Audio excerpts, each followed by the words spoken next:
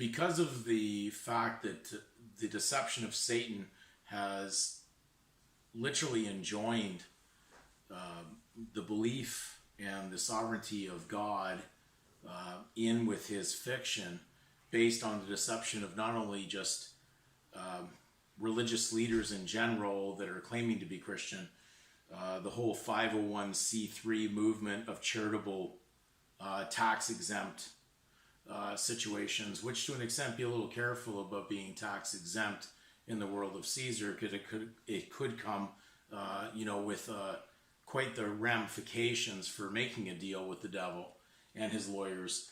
But we're also understanding too that the world that was even spoken of in Scripture was to pay the tax. So when someone's exempting you from paying the tax, when the legal world is about the tax, then you have to start questioning. Maybe you're a little bit confused on what's really going on in this legal world.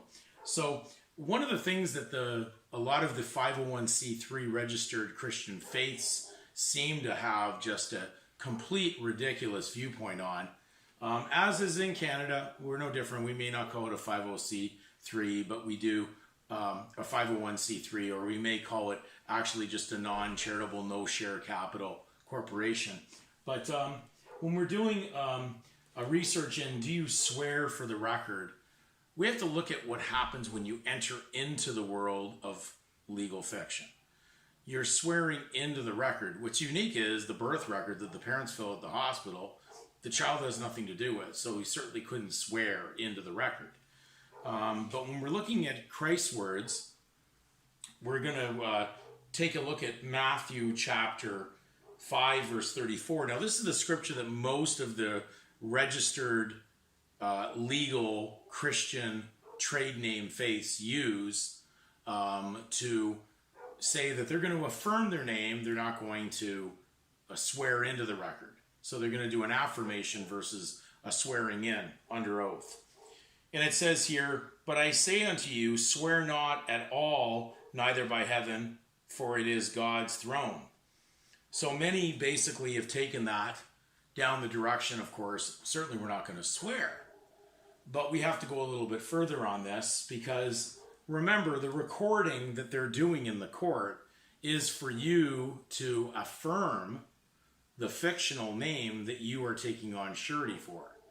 So Christ was surrounded at a world of the Roman civil system when he was alive, as were many of the apostles. So many of the writings are talking to you from that time, but you may not really comprehend what's going on because you've taken it down based on continuously repeating falsehoods given to you by someone who's already in the error, which is mainly these pastors, reverends, popes, you name it, whoever it is out there that's telling you to do or not to do something is generally so mixed up because they've got you involved in an unequal yoking with the world or the material system. So, and of course not telling you there is a remedy. So now we're going to go into the law, and we're going to go look at, let's see what Black's Law 4th edition says about these terminologies. So we're going to go to swear, and of course it starts off to put on oath, to administer an oath to a person. Now people have really started to feel that the word oath is a good thing, but in the legal world, oath is not, because it's dealing with something that's contrary to truth. You are basically, if anything, entering into a record to affirm that you've actually crossed the line onto the fiction. And therefore, your fact, which would have happened in truth, is now factitious. But it's actually recording the event that you've actually stepped into another jurisdiction that has nothing to do with the truth of God. Remember, legal is to collect. It has nothing to do with the law of God or the Bible. Don't mix the two up. Do not be unequally yoked in your beliefs on this matter. So we're going to swear, and it says to put on oath, to administer an oath to a person. Now remember, even the crown is a person in law, so they're only swearing into something that has to do with the legal. It has nothing to do with the truth of God. In fact, they're cursing that book, as you would be doing by entering in on an oath. And it goes further. It says, to take an oath, to become bound by an oath duly administered, to declare an oath, the truth of a petition. Now remember, when you request to get a birth certificate or to be known as a citizen of any of these legal nations, that is a petition. You weren't that in reality from birth. You're walking into fiction, so you're petitioning. So any of the oaths or anything you're affirming is only leading to that legal surname title that is tagged on to anybody in that world. Now you're part of the father of the law. You're part of his realm, not God's. Further, it says to use profane language. Profane meant outside the temple of God. So you were not protected by the spiritual temple of God anymore. So now you're in profane. You're using or saying something that's contrary to truth or Christ.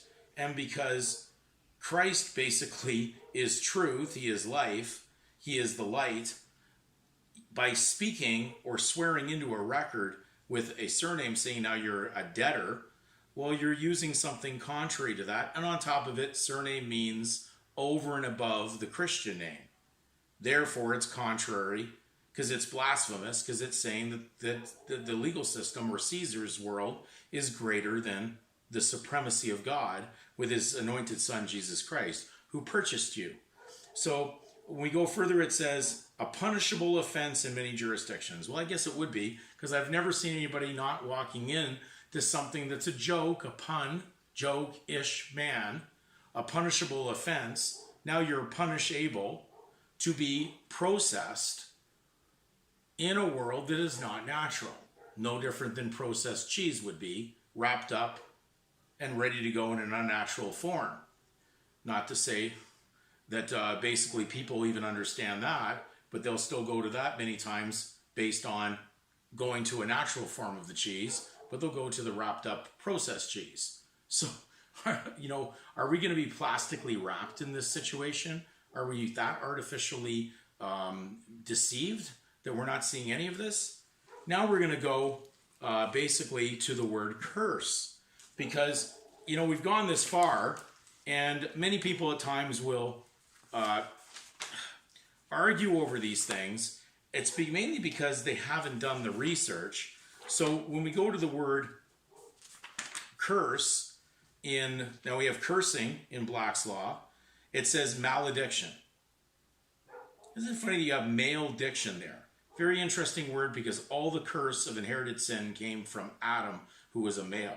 So you have malediction, male speech, because it's relating, of course, to how they operate the title on the surname.